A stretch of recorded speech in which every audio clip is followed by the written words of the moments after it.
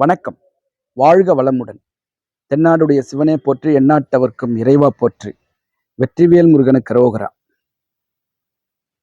குழந்தைகள் பார்த்ததை பேசுவார்களா, கேட்டதை பேசுவார்களா?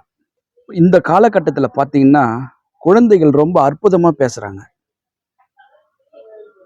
அதே மாதிரி இன்னொரு பக்கம் பார்த்தீங்கன்னா எப்படிலாம் பேசக்கூடாதோ அப்படிலாம் பேசுறாங்க.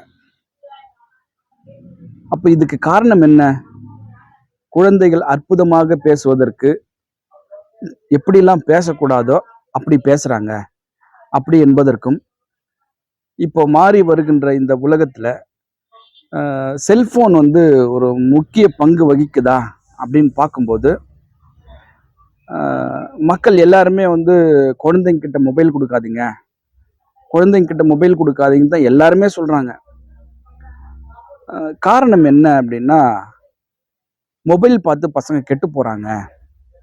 குறிப்பா சின்ன குழந்தைங்க கிட்ட மொபைல் கொடுக்காதீங்கன்றாங்க. பசங்க பேசக்கூடாதெல்லாம் பேசுறாங்க அப்படின்னு. அது உண்மையானா அது முற்றிலும் தவறு. காரணம் என்னன்னா, குழந்தைகள் பார்த்ததை பேச மாட்டார்கள், தன் காதில் கேட்டதை தான் பேசுவார்கள்.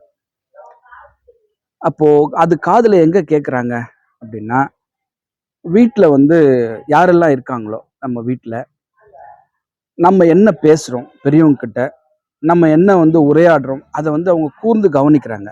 இப்போ உதாரணமாக அப்பா அம்மா என்ன பேசுகிறாங்கன்றத அவங்க எந்த வேலை செய்திருந்தாலும் அவங்க அந்த காதில் கேட்டுக்கிட்டு தான் இருப்பாங்க. அப்படி கேட்டுட்டு இருக்கும்போது திரும்ப அவங்க ஏதாவது ஒரு சூழ்நிலையில் பேசும்போது அந்த வார்த்தையை தான் பேசுகிறாங்க. அப்போ அவங்க மொபைலில் பார்த்ததோ டிவியில் பார்த்ததோ பேசலை, காதில் என்ன கேட்குறாங்களோ அதுதான் பேசுகிறாங்க.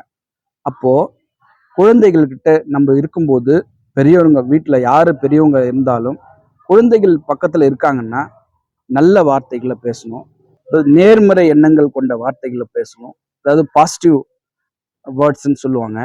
அந்த பாசிட்டிவ் வார்த்தைகளை குழந்தைகள் இருக்கும்போது பேசணும். எதிர்மறையான வார்த்தைகளை பேசக்கூடாது. இதெல்லாம் நம்ம கொஞ்சம் சீர்தூக்கி பார்த்து, குடும்பத்தில் இருக்கவங்க குழந்தைகள் இருக்கும்போது ஒரு நல்ல வார்த்தைகளை பேசும்போது, அந்த குழந்தைகள் அந்த நல்ல வார்த்தையை காதில் கேட்டு திரும்ப அவங்க பேசுறாங்க. அதே நல்ல வார்த்தையை தான் பேசுவாங்க. இப்போ குழந்தைகள் வளரக்கூடிய இடம் தான் அவங்கள தீர்மானிக்குதுன்னு போது, இப்போ உதாரணமா பார்த்தீங்கன்னா, இந்த பிராமணர்ஸ் இருக்கக்கூடிய இடத்துல மற்ற சமூக குழந்தைகள்லாம் இருக்கும்போது, அந்த பிராமண பசங்கள் எப்படி பேசுறாங்களோ அதே மாதிரி தான் மற்ற சமுதாய பசங்களும் பேசுவாங்க. ஏன்னா அவங்க கிட்ட பழகுறாங்க, ஒரு ஸ்லோகம் சொல்லுவாங்க. ஏன்னா அதை காதில் கேட்டு கேட்டு அவங்க பழகிடுறாங்க.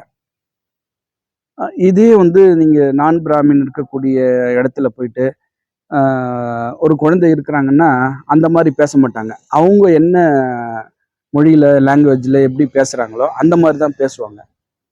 அப்போ இருக்கக்கூடிய இடம், நம்ம பேசக்கூடிய வார்த்தைகள் தான் குழந்தைகள் கேட்டு அதை பேசுறாங்கன்னும் போது, நம்ம கூர்ந்து கவனித்து நல்ல வார்த்தைகளை நம்ம பேசணும்னா பெரியவங்க, குழந்தைகளும் அதை கேட்டு நல்ல வார்த்தையா பேசுவாங்க. இப்போ உங்க வீட்டுல குழந்தை இருந்தா நீங்க நல்ல வார்த்தையா பேசுங்க. உங்க குழந்தைய நிச்சயமா நல்ல வார்த்தையில் தான் அவங்க பேச ஆரம்பிப்பாங்க, நிச்சயமா பேசுவாங்க. இந்த அற்புதமான தகவலை கொடுக்க உதவி இந்த பிரபஞ்சத்திற்கு நன்றி. மீண்டும் ஒரு நல்ல வாஸ்து தகவலோடு சந்திக்கின்றேன். ஆறு தடந்தோல் வாழ்க, ஆறு முகம் வாழ்க, வெப்பை கூறுசை தனிவேல் வாழ்க, குக்குடம் வாழ்க, செவ்வேல் ஏறிய மஞ்சை வாழ்க, யானை தன் அணங்கு வாழ்க, மாறிலா வள்ளி வாழ்க, வாழ்க சீர் அடியார் எல்லாம். வெற்றிவேல் முருகனுக்கு ரோகரா. வணக்கம். வாழ்க வளமுடன். எல்லாம் செயல்கூடும்.